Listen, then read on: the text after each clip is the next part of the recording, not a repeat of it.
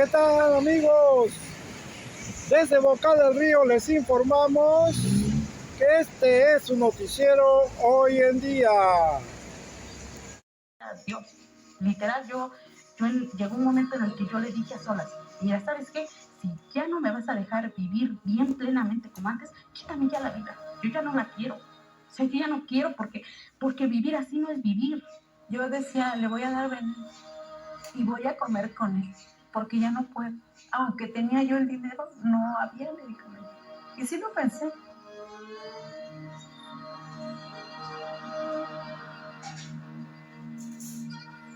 Me diagnosticaron lo que es trastorno de ansiedad generalizada, porque no puedes hacer tu vida normal, ¿sí? Porque ya literal yo ya no podía ni comer en mesa, ya no podía estar sentada, ya no podía ni bañarme yo sola.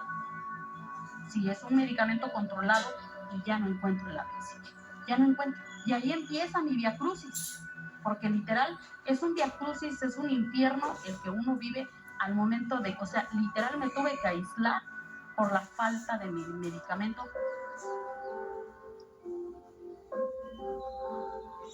Yo acudo al centro de salud de aquí de mi municipio y me dicen, no hay. Hablando, por ejemplo, de medicamentos controlados, ¿cómo lo hacen ahí? Hay gente que sufre. Nosotros no manejamos controlados en ningún centro de salud. Eso es aceptable. A finales de febrero del 2023 empezó un fuerte desabasto porque inhabilitaron a una empresa que se llama Psicofarma, que es la única distribuidora de muchos medicamentos psiquiátricos. Y lo sabían que iba a haber el desabasto y no lo corrigieron. Empiezan a liberar lotes a los como 3 o 4 meses, pero siguen faltando a la fecha muchos medicamentos. Y repito, es para que esos medicamentos estuvieran en las farmacias de los centros de salud y de los hospitales. Soy mamá de un hijo con discapacidad mental. Él tiene 27 años. Pues él tiene una esquizofrenia resistente a fármacos. O sea, aparte de su epilepsia, su retraso mental. De repente dijeron, agotado, no hay. Así de plano, no hay, está agotado. Problemas con el laboratorio, no hay. Entonces, otra vez estoy mal porque ya no hay clozapina. Ya no hay. Yo quisiera saber qué pasa. ¿Por qué nos dicen que todo está en regla, que todo está en orden? Si bien la salud siempre ha estado como que en el abandono, antes estábamos mal, pero hoy estamos peor definitivamente. Sigue el desabasto. Es mentira que se terminó. Fernando es funcional. Cuando él toma su medicamento como debe de ser. Desde enero él tiene esas crisis. Yo dejé de trabajar, ahora vendo ropa aquí cerca de mi casa. Mira, él me desconoce totalmente. Él empieza a hablar, él ve cosas, él oye cosas pues que yo no entiendo. Es una situación muy difícil porque se pone violento. Hablan de una megafarmacia, ajá. ¿A mí de qué me serviría tener una megafarmacia en el Estado de México si estoy a 6, 7 horas de acá? Dime cómo me traslado para allá. Yo lo estoy diciendo porque yo lo estoy viviendo. Yo voté por esa cuarta transformación y no veo la transformación. Al contrario. Pues yo sí le haría un llamado fuerte al gobierno actual que sostenga lo que dice, porque son mentiras. Son palabras que se les lleva el viento, porque yo busco y no hay. Pues mira, honestamente me siento burlada. No les importa. Y me siento burlada. ¿A dónde vamos a parar? ¿Qué vamos a hacer con nuestros enfermos mentales?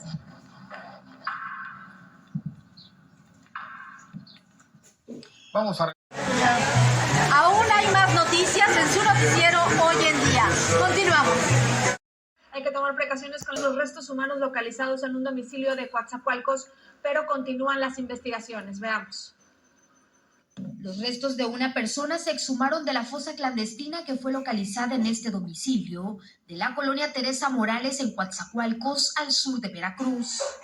Un equipo multidisciplinario de forenses realizaron la extracción del cuerpo y el colectivo Madres en Búsqueda Belén González estuvo presente. Se hizo una prospección de que sí es positivo, entonces tiene que venir el equipo multidisciplinario forense que viene desde la ciudad de Jalapa para hacer la exhumación. ya una exhumación pues ya lleva más, mayores cuidados, ¿no? Y un equipo de expertos que lo realizan. Fue el 23 de abril cuando autoridades ministeriales ejecutaron una orden de cateo como parte de las investigaciones que realiza la Fiscalía General del Estado por la desaparición de Miguel Enrique Hernández Amador, quien tenía 26 años cuando desapareció en julio del 2023 en Coatzacoalcos. Hasta el momento no hay certeza que este cuerpo pertenezca al joven, y tanto el colectivo como sus familiares esperarán el resultado del proceso de identificación a través del perfil genético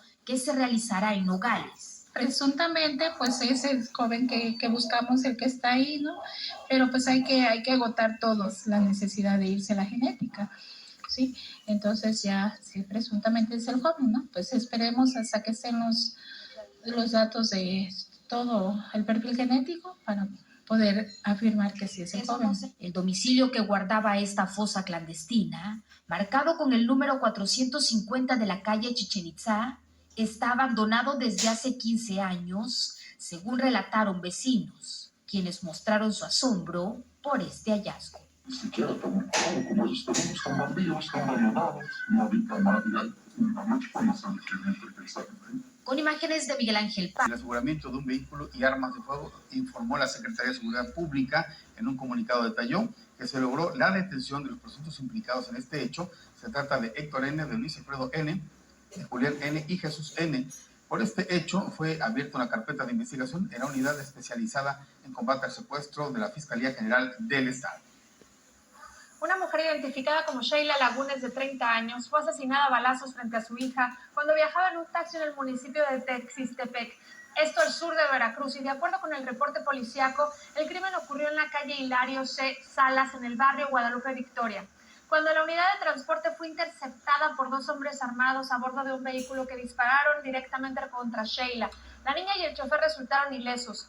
La zona fue asegurada por las autoridades locales, mientras ministeriales y periciales realizaron las diligencias correspondientes y el levantamiento del cuerpo.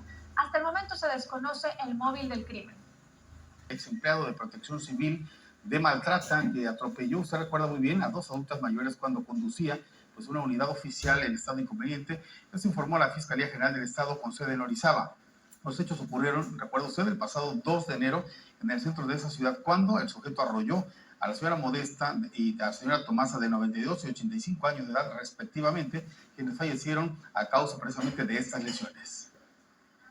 Mujeres buscan ayudar a las sobrevivientes de intento de feminicidio en su proceso emocional y judicial.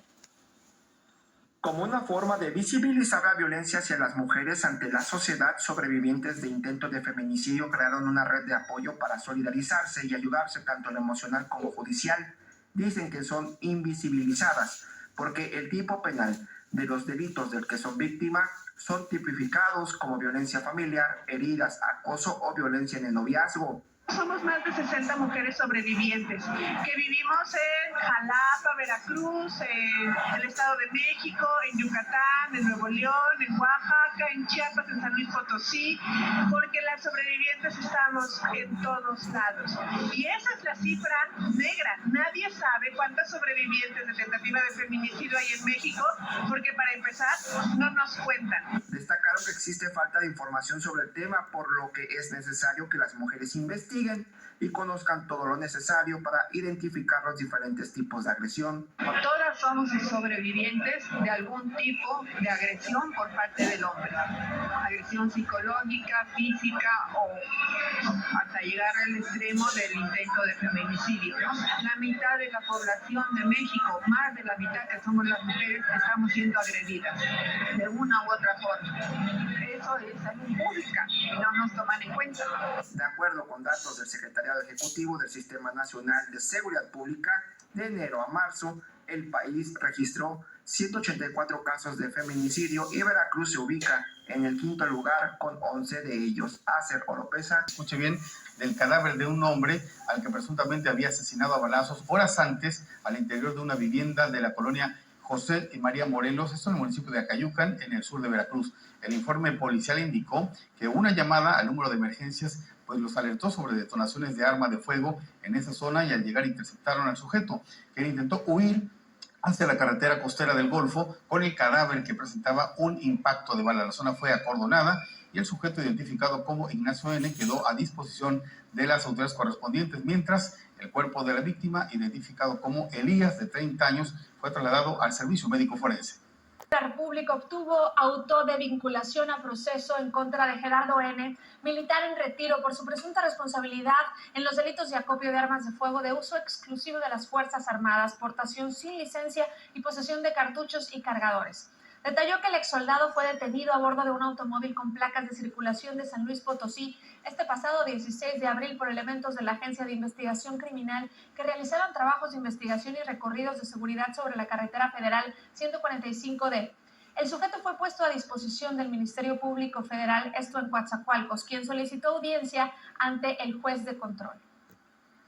Habitantes de 7 localidades del municipio de Ixtaxoquitlán bloquean las avenidas San Juan y Reforma de la colonia José María Morelos y Pavón. La exigencia es la falta del servicio de agua potable. Aquí hay vecinos de la colonia Morelos, la Nahuapan, la sección 1, la sección 2 y Lezama, Cafetales, que estamos siendo afectados por la carencia del agua. No hay agua, ya llevamos meses. Yo creo, no solo son meses, son años. Con estas son 4 ocasiones que cerramos esta arteria por esta misma razón, por el tema del agua. Vecinos afirman que ya no quieren pipas y buscan que el servicio de agua potable se suministre a través de la llave. Vienen y hacen un compromiso de estar enviando pipas de agua, pero lo hacen 2 o 3 días y después ya no. Bueno, de estas 7 colonias que hoy estamos manifestándonos son un aproximado de unas, yo creo, 1,500 familias que están padeciendo el tema del agua. Amas de casa confirman que sufren por la falta de agua. Las pipas les dejan sus tanques de almacenamiento a la mitad. Bastante, porque tenemos que estar esperando la pipa y si quiere bien y si no, no. Y mi niña que va a la escuela, sus uniformes y todo eso. Y el que se tienen que bañar y el agua de la pipa viene bien sucia. Y la verdad queremos agua de la llave. A decir de los afectados, exigen a las autoridades locales se restablezca el servicio de agua potable en sus viviendas, pues es indispensable para sus actividades cotidianas y de aseo personal. Lucy Rivas. Tlaxinga y Mexcala del municipio de Soledad Zompa dejaron de percibir agua potable desde hace una semana, luego de que el patronato comunitario de Aculcinapa les cerró las válvulas. Comentan que el nuevo comité de agua busca cobrar una mensualidad para suministrarles el servicio, pero aseguran que se trata de un sistema comunitario avalado por la Comisión Nacional del Agua. Los afectados bloquearon el acceso a la localidad de Aculcinapa para exigir una solución. Las autoridades locales informaron que intervendrán para buscar soluciones sin que hasta el momento los integrantes del patronato hayan accedido. Pastizal sin que haya salido de control. Esto afirmaron autoridades locales de Protección Civil. Dijeron que la zona boscosa de la ciudad permite que exista sombra y humedad, pero están al pendiente de estas emergencias derivadas precisamente de estos incendios. Vamos sobre un promedio de 27 incendios de pastizales, no se nos ha ido mayor. Toda la situación que prevalezca ante una emergencia de algún incendio, ya sea de pastizales, de bosques o de casas. Usted planea salir a acampar, ponga atención porque expertos dan recomendaciones para evitar incendios forestales. De acuerdo con datos de la Comisión Nacional Forestal, en lo que va del año en Veracruz se han registrado 100 incendios forestales. El 99% son provocados. Por ello, la importancia de extremar precauciones para que no se presenten.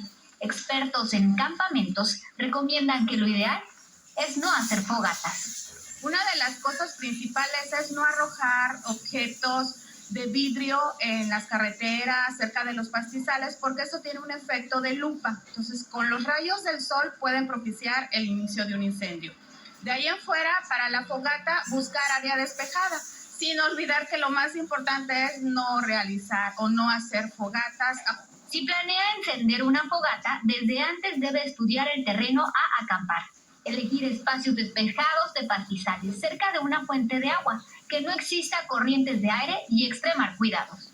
Antes de salir de campamento, antes de ir a un picnic, un viaje en familia al campo, siempre buscar medidas y ubicar bien el área y ver si estamos rodeados de algún río, lagunas y tratar de acampar o realizar nuestra actividad cerca, porque se nos puede salir de control en cualquier momento alguna chispa y provocar el incendio. Si encendió una fogata, es indispensable asegurarse de apagarla de manera adecuada y en su totalidad. Para ello se requiere agua y tierra. Porque queremos comúnmente apagarlas, les echamos agua, pero normalmente queda un hilito de humo y ese hilito de humo indica que todavía hay una temperatura idónea para poder seguir un incendio, ¿no? Para poder dar inicio a un incendio. Entonces, si uno hace una fogata, debe de apagarla en su totalidad. En caso de que se registre un siniestro, lo primero que debe hacer es alejarse y buscar un lugar seguro y dar aviso a las corporaciones de auxilio.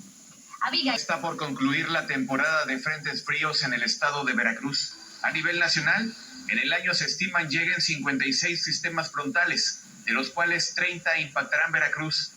Al momento van 27. Quedan 3 frentes fríos y los veracruzanos ya tienen sentimientos encontrados. No, ya que venga el calor, por supuesto. ¿No te gusta el norte? No me gusta el norte. Polvo. Mucho polvo, no puede andar uno a gusto, no puede ir uno a la playa. Tú eres team calor. Así es, team calor. Porque refresca. Nos viene lo fresco. Y se siente sabroso la brisa, el aire. Aunque venga con fuerza. Así es.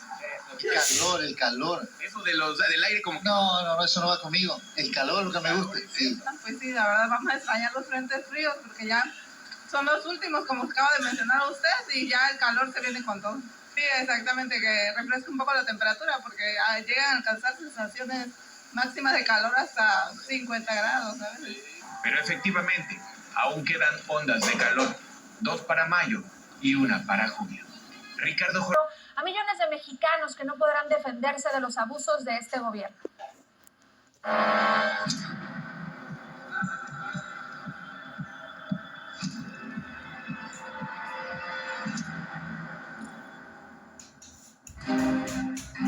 Como si estuviéramos en los años 80 y al más puro estilo del viejo PRI, Morena y sus aliados echaron a andar la planadora para aprobar por mayoría la reforma a la ley de amparo que irónicamente deja en el desamparo a los ciudadanos.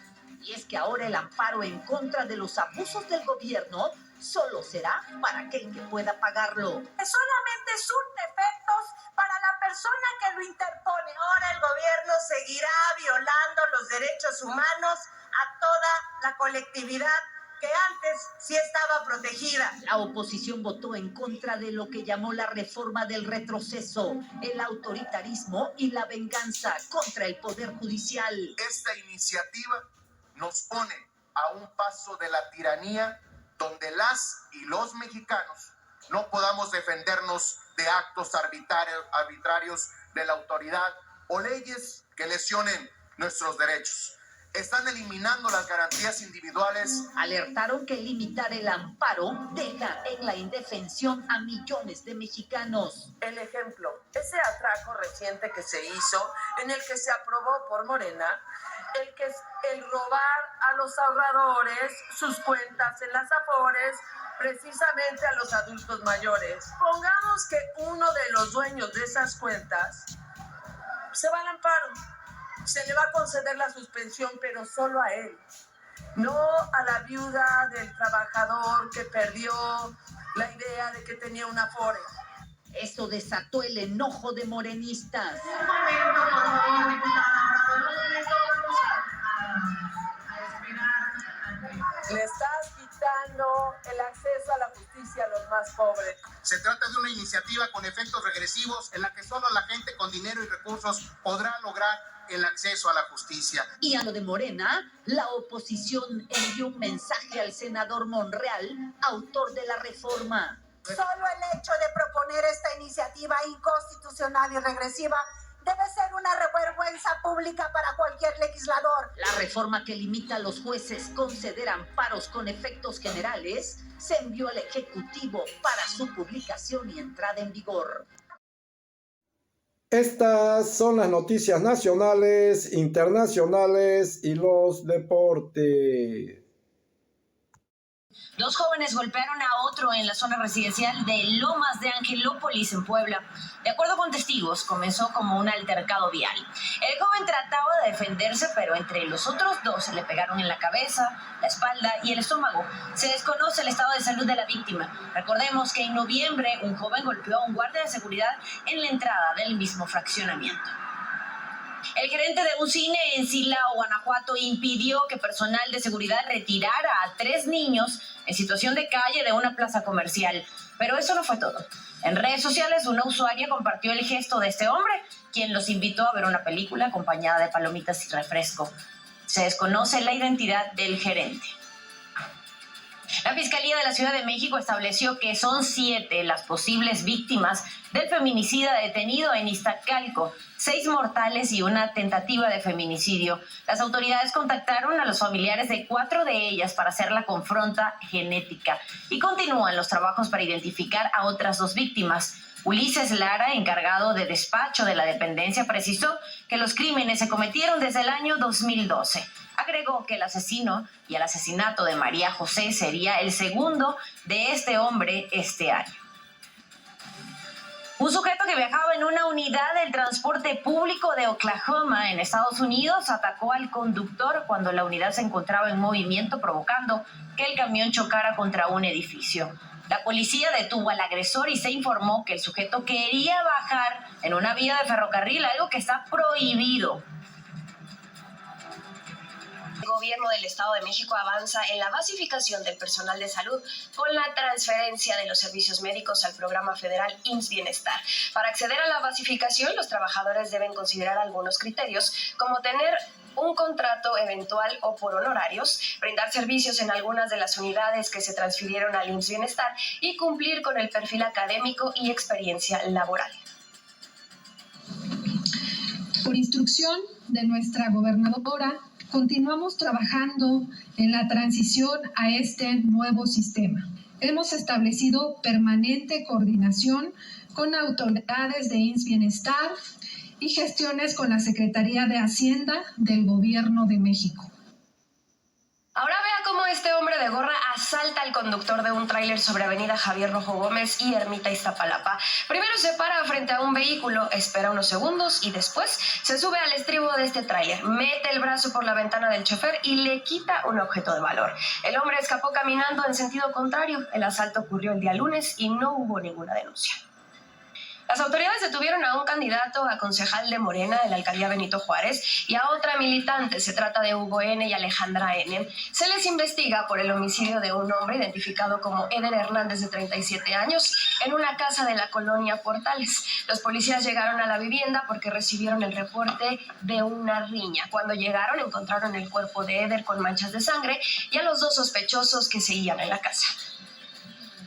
Policías del Estado de México detuvieron a una mujer y a 3 hombres vinculados al asesinato de Fernando Fernández, exalcalde de Ixtapaluca, ocurrido el día miércoles en la tarde, donde encontraron 11 casquillos percutidos. Elementos de la Secretaría de Seguridad del Estado hicieron un seguimiento virtual a través del monitoreo de las cámaras del C5 para detener a los sospechosos. La Secretaría de Seguridad mexiquense informó que la principal línea de investigación se relaciona con la invasión de terreno propiedad de esta víctima. Sigamos en la breve. Mariscal de campo de 22 años, Caleb Williams, fue seleccionado por los Chicago Bears proveniente de la Universidad del Sur de Carolina como el primer pick del draft para la temporada 2024 de la NFL. En acción de la Premier League, el Manchester City se impuso de manera contundente 4-0 al Brighton para acercarse al liderato de la pelea por el fútbol inglés. El PSV del Chucky Lozano goleó 8-0 al Heerenveen y se encuentra cada vez más cerca de convertirse en el nuevo campeón de los Países Bajos a falta de 3 jornadas por disputar. El tenista español Rafael Nadal venció en 2 sets al estadounidense de tan solo 16 años Darwin Blanch en la primera ronda del Abierto de Madrid. En acción por la última jornada del torneo Clausura 2024 de la Liga BBVA MX, las Águilas del América buscarán amarrar el liderato de la tabla, pero tendrán que vencer a los Camoteros de Puebla, que intentarán cerrar bien el torneo en el viernes botanero por las pantallas de Fut Azteca. Información global, mi compañera Lucy Bravo nos trae el corte de caja de la Casa Blanca 2024. A poco más de 200 días de guerra entre Israel y Hamas, el saldo es devastador. Más de 34.000 palestinos muertos, 1.200 israelíes que fueron asesinados aquel 7 de octubre y poco más de 130 rehenes israelíes que permanecen en la franja de Gaza. Pero mientras las cifras de muertos solo aumentan, este conflicto ya ha convulsionado la vida política estadounidense mucho más que cualquier otra crisis de política exterior desde la guerra de Irak.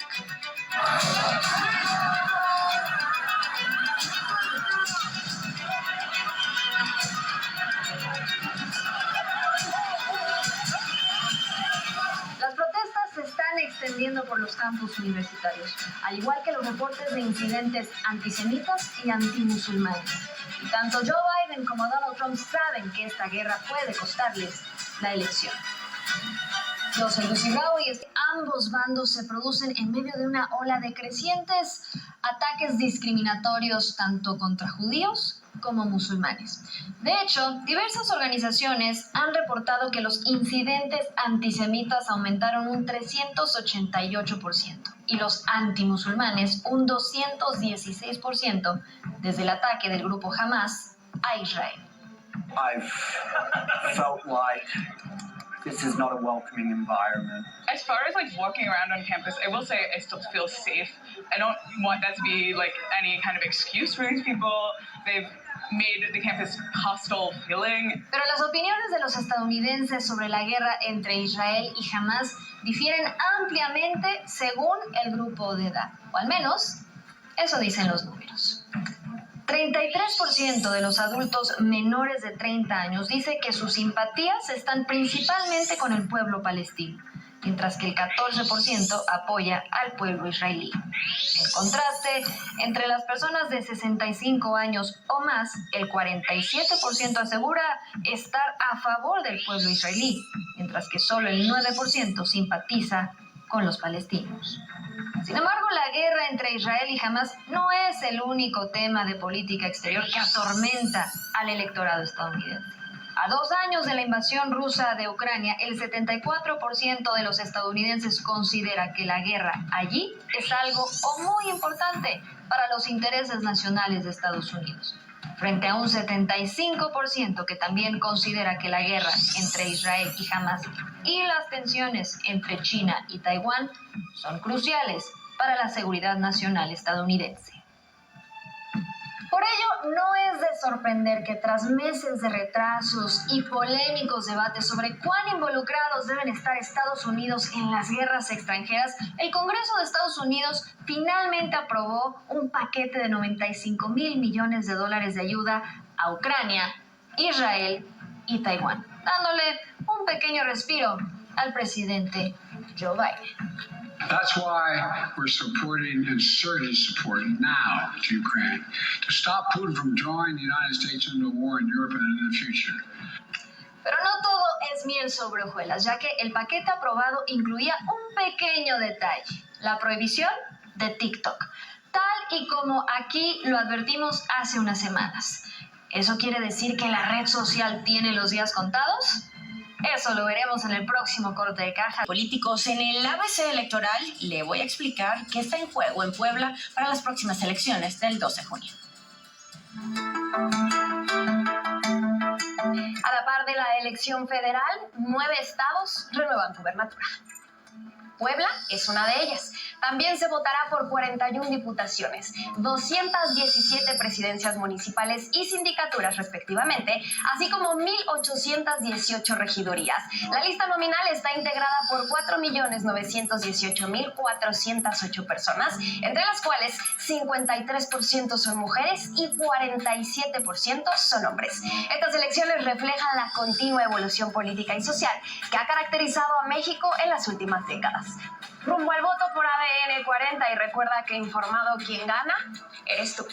En la creación del Fondo de Pensiones para el Bienestar, la iniciativa presidencial planea tomar 40 mil millones de pesos de las afores no reclamadas de trabajadores mayores de 70 años. El lunes pasado en la Cámara de Diputados aprobaron en lo particular y en lo general la reforma al sistema de pensiones. Las afores se encargan de cuidar y reinvertir el dinero para hacerlo crecer en beneficio del dueño.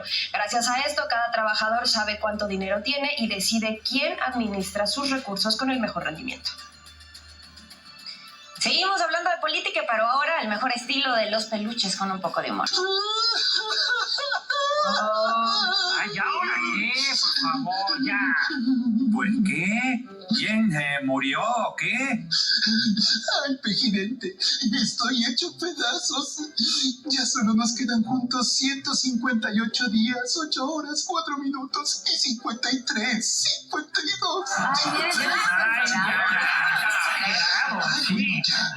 Señor presidente, dígame que va a tener su propio programa en la tele abierta. Desde que no te preocupes, estaré contigo hasta el fin de los tiempos, hasta el Amlogedón o el Amlocalipsis. Y periodistas alineados, tranquilos, continuará infinitamente el diálogo circulero. Además, estoy planeando la gira del adiós antes de irme a la chingada. ¿A la chingada?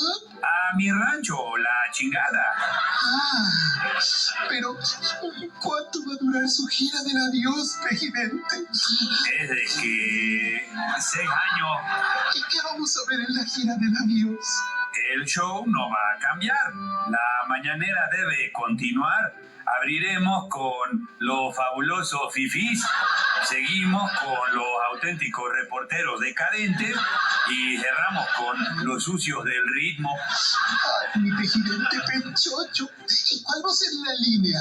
Es de que aquí no tenemos línea. Ustedes son libres de elegir lo que yo quiera. Pero, ¿y sin usted? ¿Quién nos va a decir qué pensar? No te preocupes, mi voz vivirá siempre dentro de ti, como peje grillo. Pero, presidente, ¿y si un día no lo veo, ni lo oigo, ni lo huelo, ni lo escucho, ni lo siento? Es de que para eso te dejo a Esclaudita. Ella es buena tirando línea. Literal. La alcaldía Álvaro Obregón por Morena, PT y Partido Verde anticipó un triunfo contundente en las elecciones del 2 de junio. Señaló que los habitantes quieren un cambio y merecen un gobierno que no los maltrate, humille y no atente contra sus fuentes de trabajo. En otros temas, ¿usted sabe cómo reclamar el dinero del Afore de un familiar fallecido? Pues mentalícese, porque es un calvario. Aquí le tenemos más información. Pues llega uno, hay que hacer filas y después le revisan a uno los documentos. Se refiere a los trámites que para muchos significa querer recuperar los ahorros de un familiar fallecido. Conforme a la Comisión Nacional del Sistema de Ahorro para el Retiro, los pasos a seguir para realizar este trámite son: 1.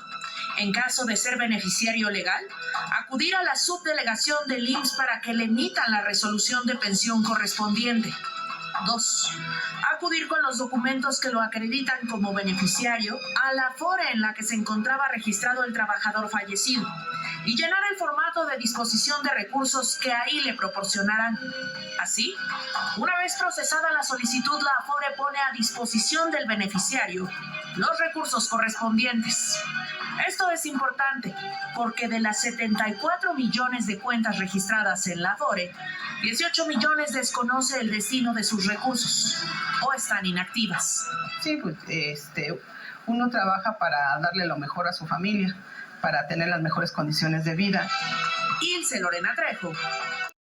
Alright, amigos, es todo por el momento. Nos vemos hasta la próxima.